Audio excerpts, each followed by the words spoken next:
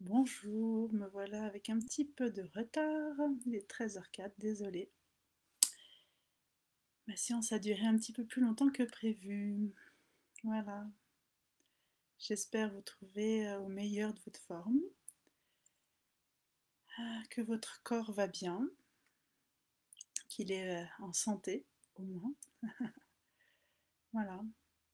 Donc cette semaine, mon envie c'était de vous parler du fait de ressentir quelque chose et qui n'était pas dangereux. C'est un petit peu mon vécu aussi. Vous savez que je partage finalement dans ce live, je fais un thème autour de mon propre vécu, des énergies que je ressens, de ce qui me traverse, euh, parce que j'ai aussi pris conscience que souvent, moi je vais en accompagnement, qu'on est tous interconnectés et que ce que moi je peux ressentir, d'autres peuvent le ressentir. Après, chacun va y mettre ses mots, son expérience, son vécu, ses blessures, ses mémoires.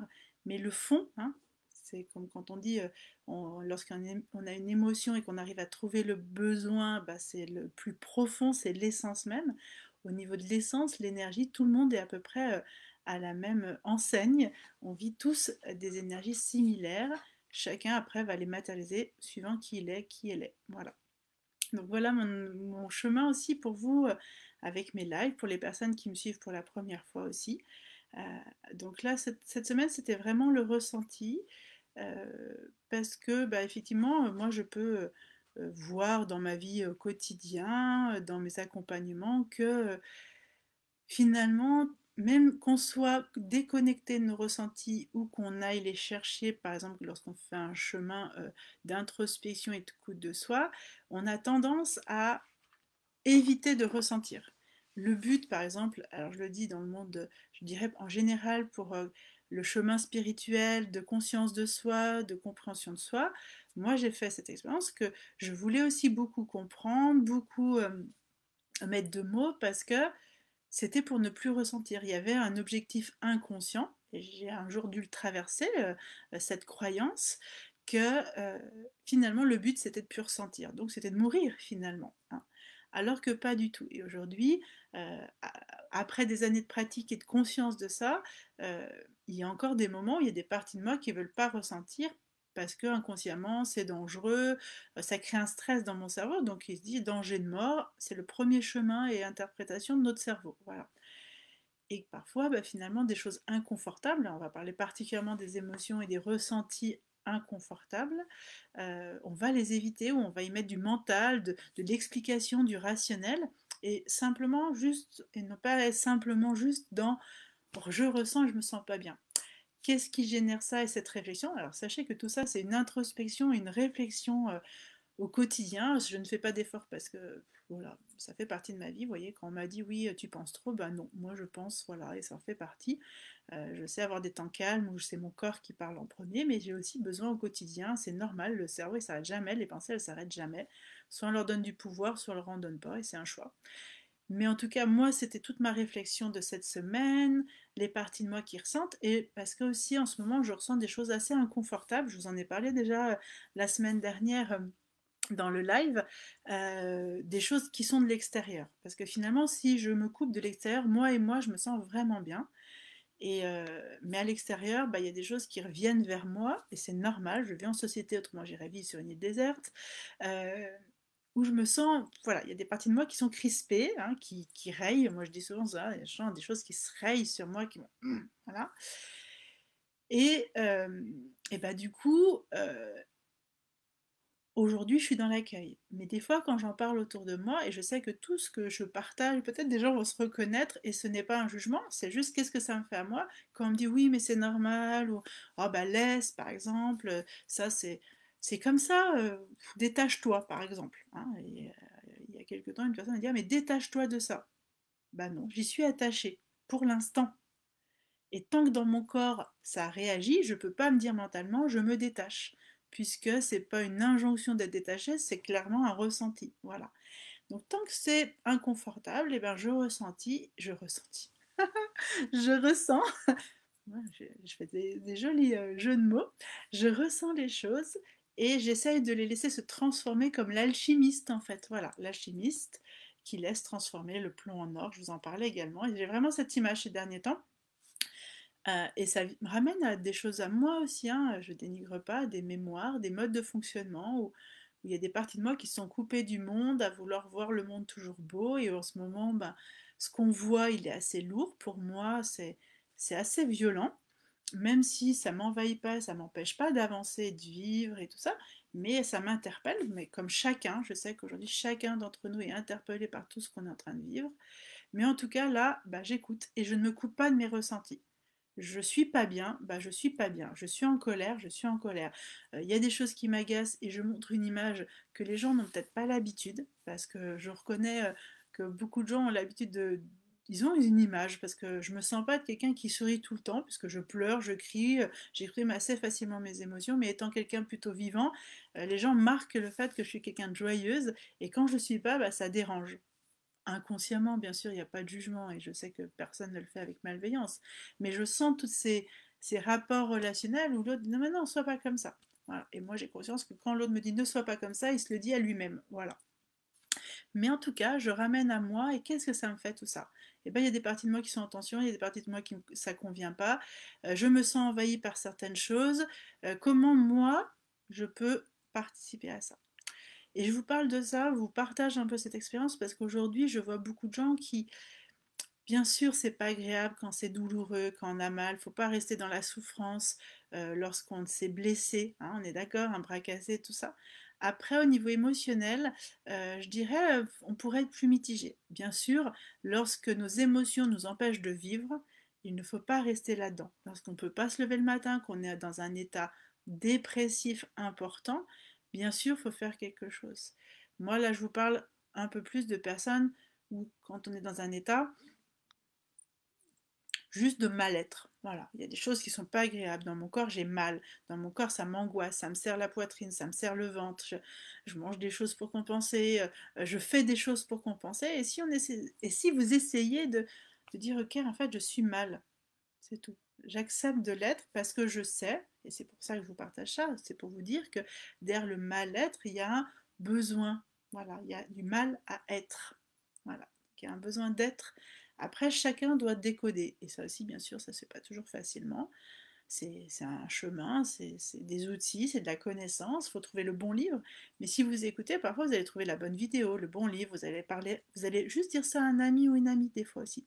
Le fait de dire à une personne je ne me sens pas bien, euh, aujourd'hui j'ai de la tension, ou j'ai mal au ventre, l'autre va dire bah oui, alors il y a des gens qui vont parler de leur mal-être, mais il y a des gens qui vont vous écouter, avec qui on va échanger, le fait de communiquer. Hein. Cette semaine, beaucoup de thèmes dans mes consultations étaient sur le fait de pouvoir communiquer, l'importance de dire ce qu'on ressent, de dire ce qu'on est. Et ça va aider déjà. Je reconnais moi déjà que je me sens pas bien. Ça ne veut pas dire que je ne suis pas bien, je ne me sens pas bien. Ça, c'est un petit peu un jeu que j'ai mis en place parce que finalement, moi, ça m'agaçait quand je demande aux gens est-ce que ça va, et qu'on me dit oui, ça va. Et puis, moi, j'ai pu observer que je le faisais et je me suis dit mais comment je peux transformer. Les mots, c'est important pour moi, ça a un pouvoir. On le sait aujourd'hui au niveau du cerveau, les mots ont vraiment un pouvoir au niveau de notre cerveau et de notre connexion. Et bah, maintenant, j'ai dit bah écoute, je vais bien. En même temps, je me sens joyeux, je me sens tendu, je me sens crispé. Ou des fois, je me dis, bah, j'ai mal au ventre, ou j'ai mal, par exemple, le période de règles, je peux dire, bah, là, j'ai mal au ventre, j'ai des règles douloureuses. euh, mais au fond, et en même temps, au fond de moi, je me sens bien. Je dissocie le physique du ressenti. Voilà.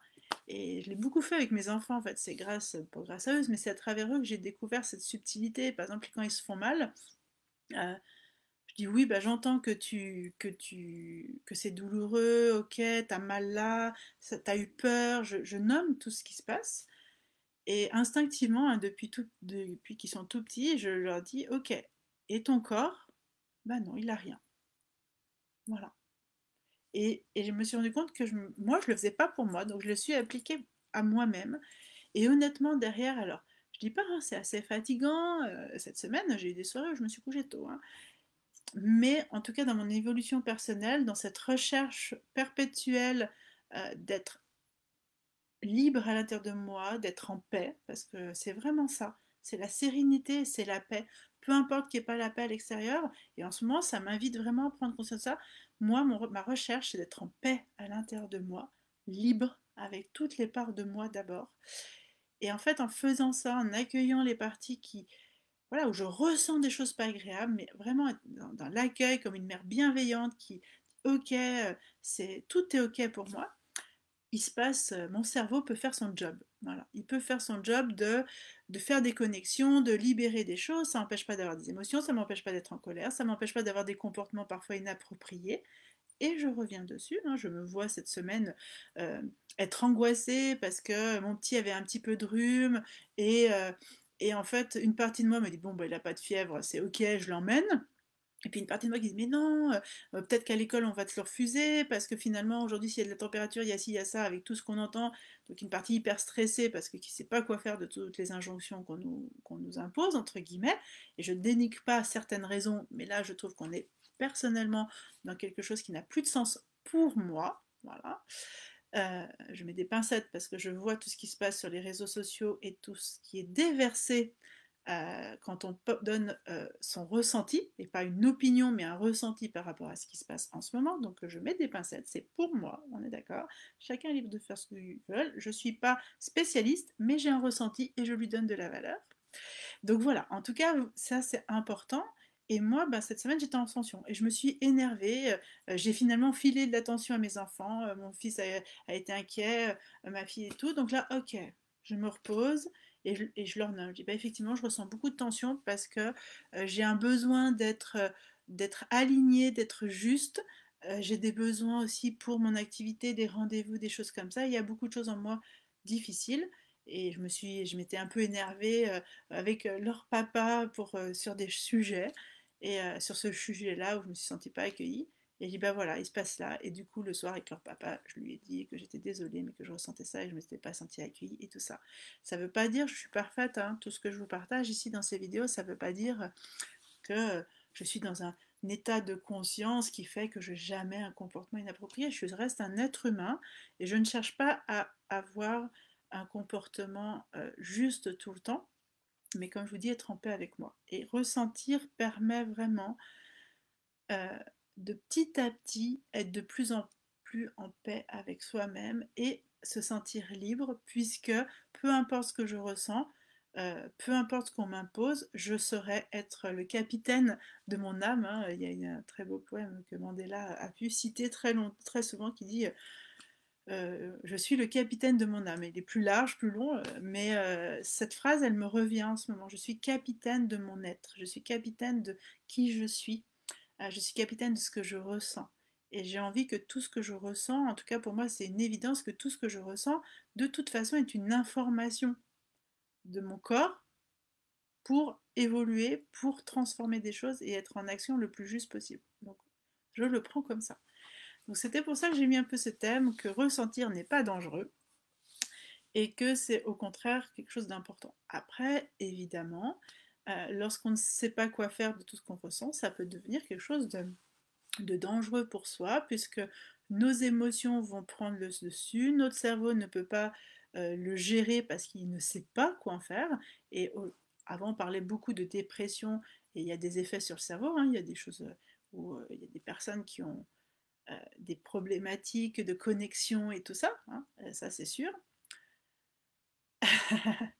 Je souris parce que je vois le partage. Coucou Elisa. Oui, et quand on prend conscience, c'est puissant, ça peut faire peur. Et oui, ça peut faire peur, c'est vrai. Du coup, accueillir la peur. Oui, ça peut faire peur. C'est vrai. Je reviendrai un petit peu là après sur ça. Je souris parce que je l'ai vu et moi je suis quand même visuelle, donc à chaque fois ça m'interpelle les messages. Donc en tout cas, oui, c'est vrai qu'on avant, on traitait ces états émotionnels comme des dépressions tout le temps. On a encore une culture un peu de la dépression, surtout chez la femme. Euh, et je ne dénigre pas des états. Hein, il y a tellement de facteurs, attention, je ne veux pas non plus mettre tout le monde dans cette case, mais et si on se posait la question que l'état dépressif, c'était peut-être une pression que notre cerveau, que notre corps a et qui ne sait pas quoi en faire parce qu'il n'a pas les bonnes informations, et avant, on n'avait pas la connaissance. Aujourd'hui, on a quand même une grande connaissance au niveau neurosciences, neurologique, tout ce qui se passe dans notre corps. Et si on associe toutes ces connaissances, on peut comprendre clairement le fonctionnement de notre corps. Hein. Moi, je suis une personne qui n'a pas fait d'études. Alors, bien sûr, on va dire oui, est-ce quel rapport? Mais je voudrais juste dire que c'est pas parce qu'on est médecin qu'on peut tout savoir, c'est pas parce qu'on a fait ces études, c'est après aussi une logique. On s'intéresse à des sujets. Moi, c'est vrai que je m'intéresse vraiment au développement de l'humain, du corps et tout ça. Donc, j'ai lu beaucoup, beaucoup de choses sous des angles différents, scientifiques, holistiques, ésotériques, tout ce que vous voulez autour du corps. Et aujourd'hui, je peux en faire des liens. Mais si on s'y intéresse, ou même les enfants, moi je vois mes enfants, j'ai pas besoin de les emmener au bout du monde au niveau de théorie, pour juste leur dire écoute ton corps il fonctionne comme ça. Et quand je lui parle, par exemple, quand je leur parle du ventre, des fois ma vie elle me dit ah bah j'ai mal au ventre. Donc je lui dis bah, qu'est-ce que tu ressens, qu'est-ce qui se passe pour toi, est-ce que tu as des moments difficiles et tout ça. Et après je lui explique pourquoi je fais le lien entre sa douleur du ventre et un symbolique émotionnel. Et je lui dis, bah, parce que ton ventre, il digère plein de choses, et les émotions, ça se digère. Donc ton cerveau, il ne fait pas la différence entre le réel et l'irréel. Donc ton corps et ton ventre va devoir digérer aussi les émotions. Ça peut se poser là-dessus. Quand il y a de la tension, le ventre se noue. Hein. Quand on est stressé, il y a tout un système à l'inverse qui se met en place. Je noue le ventre et je crée des déséquilibres qui engendrent aussi des états émotionnels. Donc c'est toujours dans les deux sens. Et ça, on peut vraiment s'ouvrir à ça.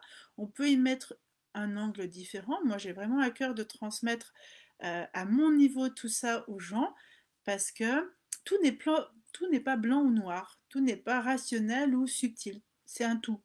Comme je vous dis souvent, pour marcher, j'ai besoin de mes deux cerveaux. Donc on a besoin des deux visions pour tout. Et si on comprend que notre corps, il fait des choses pour notre bien-être, quand on ressent, eh ben, c'est quelque chose qui ne va pas. Par contre, ne restons pas pendant des années euh, enfermés chez soi parce qu'on n'arrive pas à le canaliser. Il y a des moyens d'aider. Effectivement, parfois, on a besoin de médicamentation pour ça, et c'est OK. Mais d'en avoir conscience, ça permet de trouver aussi d'autres solutions et de ne pas être enfermé dans un seul mode, ou que les gens aussi, hein, moi j'accompagne parfois des gens qui font beaucoup de soins énergétiques, beaucoup, beaucoup, je nettoie des mémoires, je nettoie des choses, allez, allez, allez, ok. Et puis ça change rien dans leur vie. Alors, ils se sentent un peu mieux à l'intérieur, mais socialement ça va pas, ils trouvent pas leur place, ou il y a des choses comme ça. Et finalement, il manque des informations. Il y a aussi la vie, il y a le biologique, il faut le comprendre comment ça fonctionne ce biologique. Et du coup, le corps, tant qu'il y a des tensions, c'est qu'il dit qu'il y a un truc qui n'est pas conscient, il y a un mal-être, il y a une difficulté à être. Et pour être, il faut comprendre et ressentir. Et plus encore. Mais déjà, ces deux pôles-là, rationnel et subtil. Gestalt et logique. Voilà. Donc je ramène souvent au cerveau, et c'est vrai peut-être, je ramène souvent au cerveau parce que il est l'outil qui synthétise tout ça et qui en fait quelque chose. Bien sûr que le corps nous envoie des informations, mais le cerveau, il est celui j'avais le mot tout à l'heure, mais qui va, comme un ordinateur, mettre les logiciels ensemble, voilà. Donc c'est tout un lien. Pour moi, ce matin, j'avais une dame qui me disait oui, mais vous me parlez de mental et tout ça, donc je lui expliquais que pour moi aujourd'hui, c'est pas dissocié. C'est pas où je ressens tout le temps. Et moi, j'ai pu faire l'expérience de ressentir beaucoup et de ne rien comprendre à ce que je ressentais et d'être mal pendant des années à ressentir. Et encore des fois, hein, je ressens des choses et tant que j'ai pas l'information rationnelle, logique, hein, que j'ai pas mis de sens avec mon mental, avec mes pensées, ça va m'envahir. Quand les deux ont fait connexion, j'ai ressenti un mal-être et je sais pourquoi. Ok.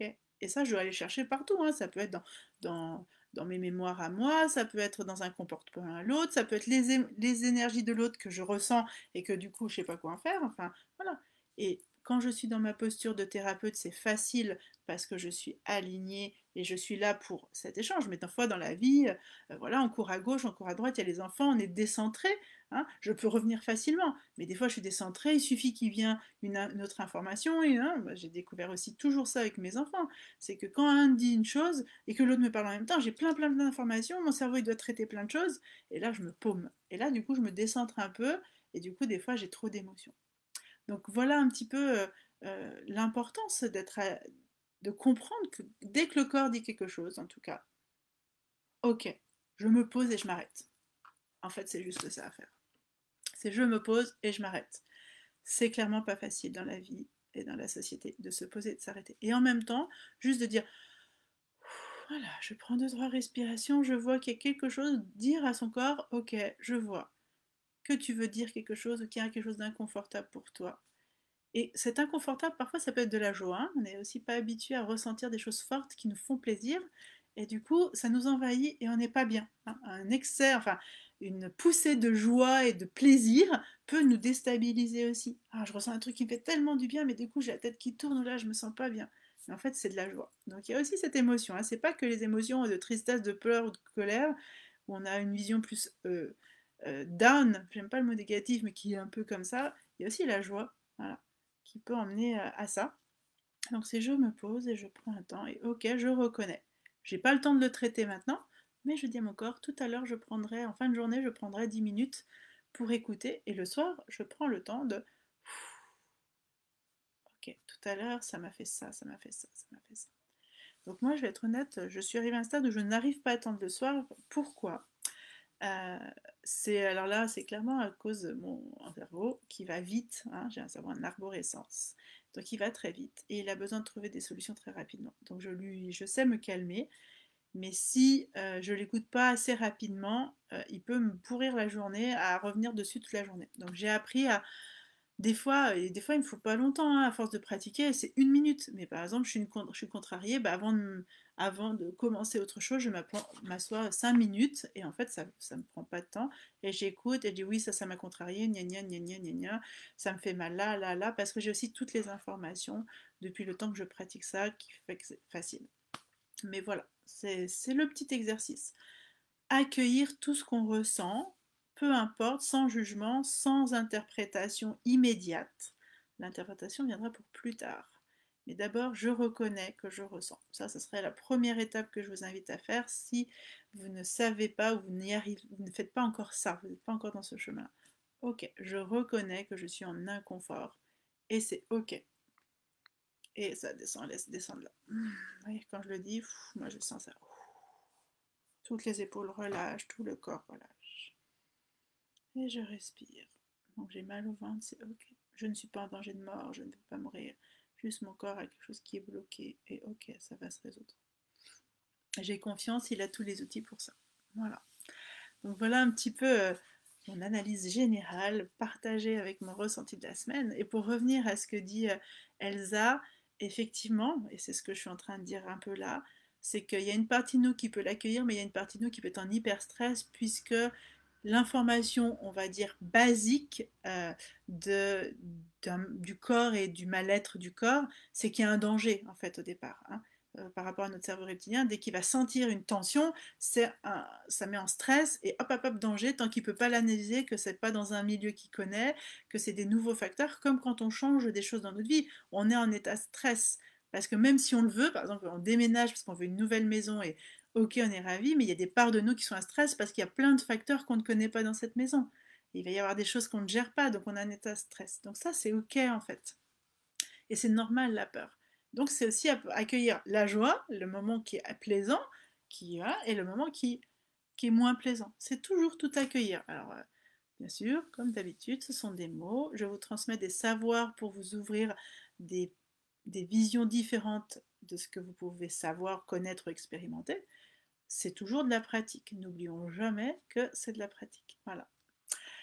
Et oui, Elsa a l'amygdale, et en même temps, l'amygdale, aujourd'hui, on en a besoin, ne crachons pas dans notre cerveau, sur notre cerveau reptilien, hein effectivement, on en a besoin, et moi, aujourd'hui, cette partie-là qui me met en tension, elle est un cadeau. Parce qu'en fait, je ne suis plus en tension, je me rends compte, hein, je me sens décalée, c'est-à-dire qu'il y a des choses où des gens, oh, ça te stresse pas, j'ai zéro stress, hein, zéro et tout. Par contre, aujourd'hui, ce qui se passe en ce moment, je reconnais que ça me met en stress, parce que mon intégrité, mes valeurs sont, sur certains sujets, remis en question. Sur mes connaissances aussi, hein, par rapport parfois aux enfants, à l'éducation, au comportement qu'ont certaines personnes avec les enfants. Je ne juge pas, mais moi ça me met en stress parce que mon milieu, mon repère à moi, il est différent.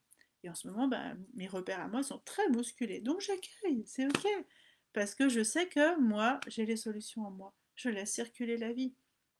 Parce que comment je vais le vivre, comment je vais le partager ça avec les autres, ben, et en ce moment, tout ce qui se passe pour moi qui est inconfortable, c'est aussi un grand élan pour continuer à ce que je fais là.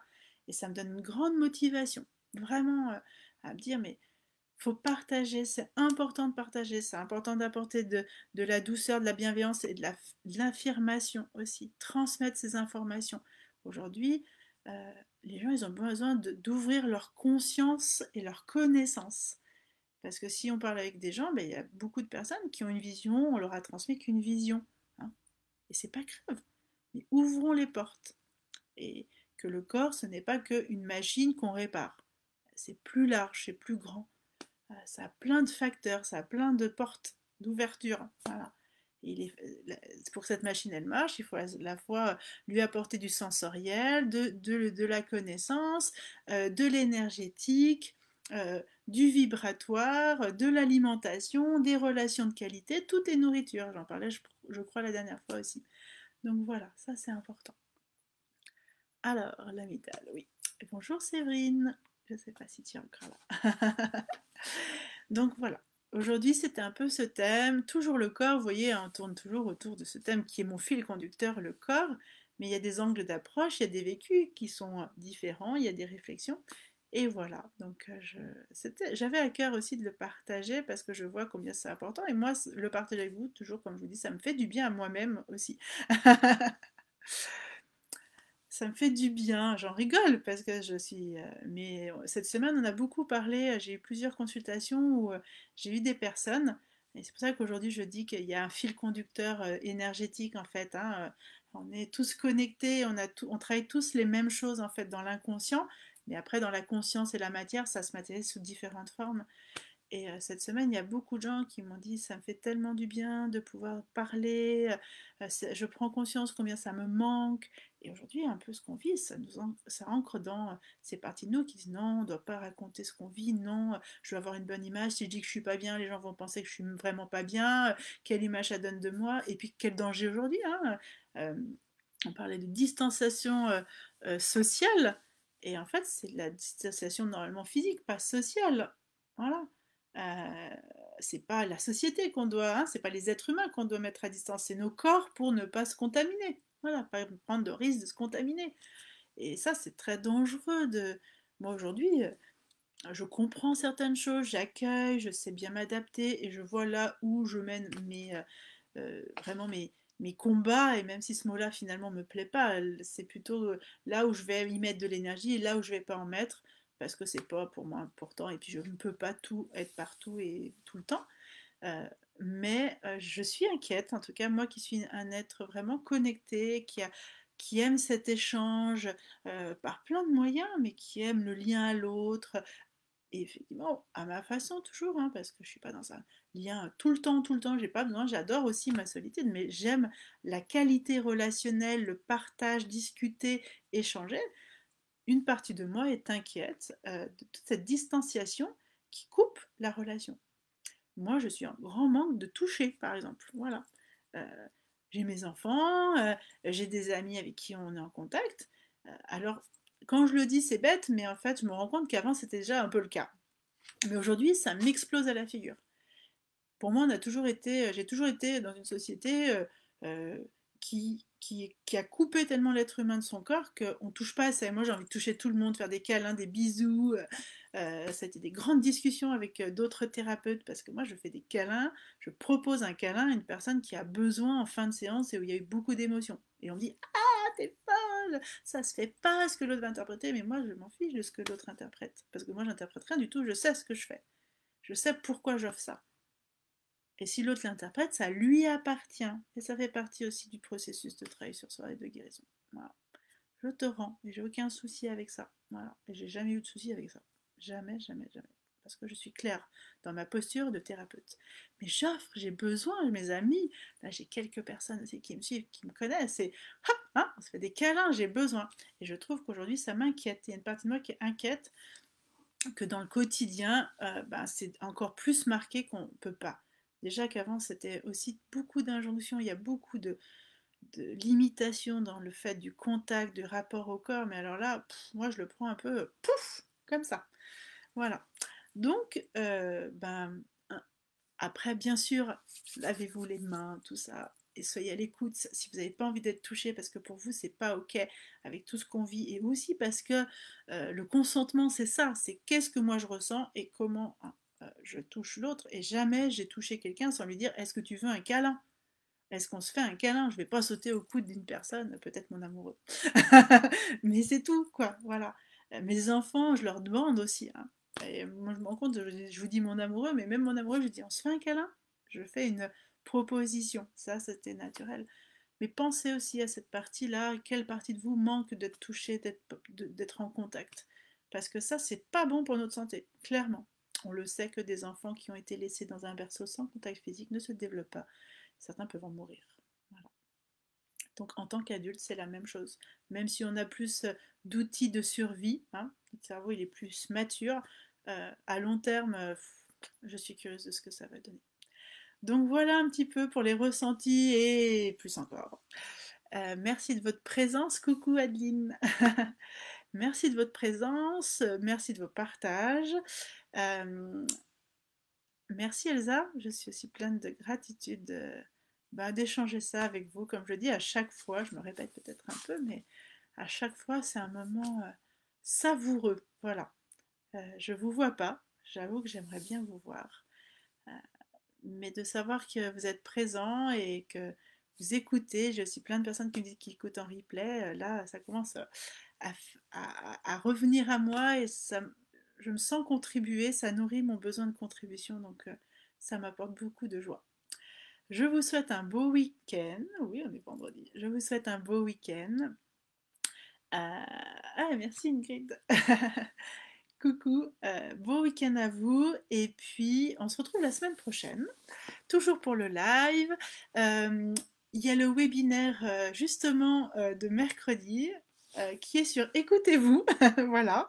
Donc là, je vais développer un petit peu plus pourquoi s'écouter, qu'est-ce que ça apporte au niveau du corps.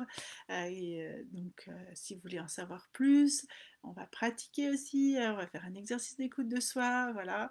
Donc, n'hésitez pas à vous inscrire, à partager aussi l'information autour de vous, même si vous ne vous inscrivez pas, n'hésitez pas.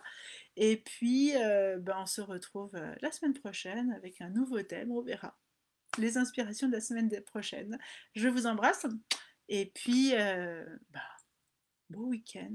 Prenez soin de votre corps, écoutez-le toujours, faites-lui confiance, réconciliez-vous avec lui si vous ne l'aimez pas, parce qu'il est une beauté. Cette semaine, j'ai entendu beaucoup de choses sur la beauté, comme si je devais entendre ce message. Moi, je travaille sur la beauté et effectivement, cette beauté consciente de l'être humain, que de toute façon, on est tous beaux et si on sort des schémas mentaux et qu'on va juste dans le cœur ressentir la beauté d'une petite chose, la beauté de l'être, la beauté de la personne, on est tous beaux, votre corps est beau et voilà. Donc n'oubliez pas ça. Je vous embrasse.